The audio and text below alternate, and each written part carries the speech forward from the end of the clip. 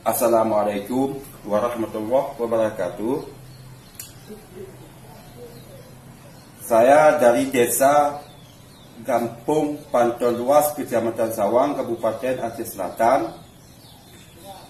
yang bahwa dengan anggaran dana desa tahun 2015, 2016 dan 2017, maka desa kami bisa membangun seperti infrastruktur dan masyarakat sesuai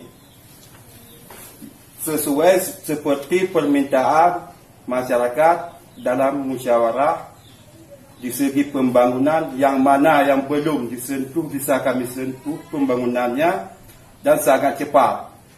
Dan masalah perangkat kampung sudah ada peningkatan seperti KUR, KASI dan lain-lainnya, dan menjadi sebagai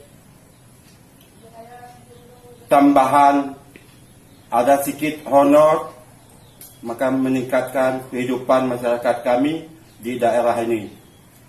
Kemudian tentang masalah dana desa bisa kami capai seperti, apalagi di desa kami ini, desa jauh di Kecamatan Sawang terpencil, dan tidak ada seperti alat-alat laptop dan print sekarang. Dengan adanya dana desa bisa kami beli sesuai anggaran yang ada.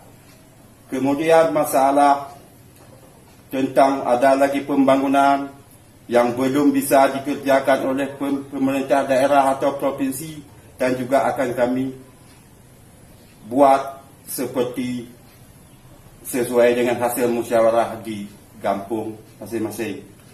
Kemudian tentang masalah dana desa, ada juga masalah dana desa tersebut yang dananya sekian banyak, tapi bisa kami manfaat, kami plot seperti apa yang membutuhkan di dalam desa ini.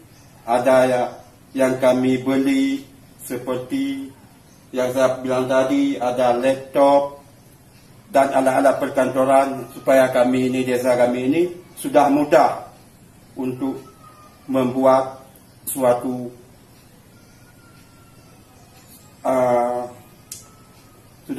sesuatu, ada laporan ataupun surat-surat. Pada tahun-tahun sebelumnya kami tidak bisa membuat surat karena laptop pun tidak ada, printer tidak ada. Kami turun ke bawah. Sekarang mudah-mudahan dengan dana desa ini kami masyarakat membuat surat apa saja bisa kami buat di desa kami ini. Cuma sekian. Assalamualaikum warahmatullahi wabarakatuh.